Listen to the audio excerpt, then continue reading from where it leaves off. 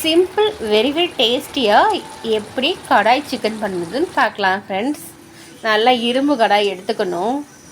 அதில் பெருஞ்சீரகம், பட்டை, அப்புறம் ஸ்டாரு, கடுகு எல்லாத்தையும் நல்லா பொரிய விடணுங்க.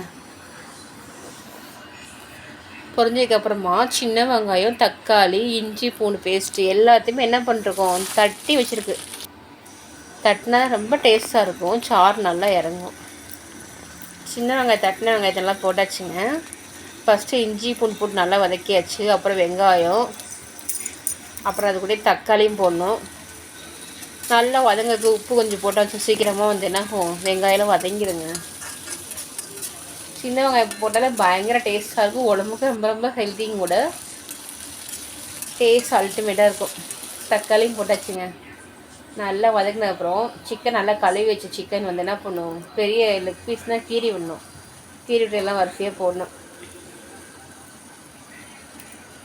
5 லெக் பீஸ், பெரிய பெரிய பீஸ் எல்லாத்தையும் போட்டு வெங்காயம், பச்சை மிளகாய், இஞ்சி பூண்டு பேஸ்ட்டு, பட்டை, உப்பு, மஞ்சத்தூள் எல்லாமே மிக்ஸ் ஆகி நல்லா வேகும். இந்த நல்லெண்ணெய் தான் ஊற்றிருக்கோம், அதில் ஃபுல்லாக வேகும்.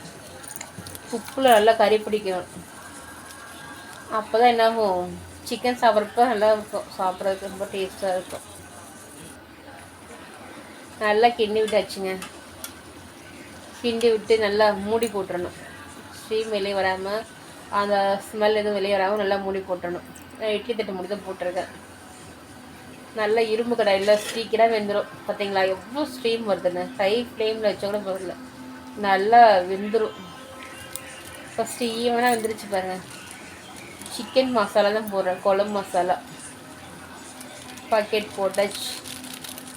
1.5 கிலோ சிக்கனு, அதுக்கேற்ற மாதிரி மசாலா போய் ஆட் பண்ணியாச்சு. 50 கிராம் மசாலா ஆட் பண்ணியிருக்கு.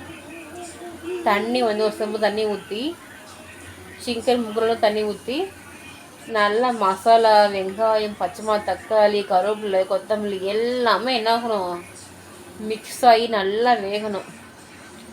நல்லா வெந்துருச்சு பாருங்கள். வெந்ததுக்கு பெப்பர், ஜீரகம் அதெல்லாம் போட்டு ஒரு கிண்டு விட்டு அப்படியே சளி பிடிச்சா சாறு எடுத்து சூப்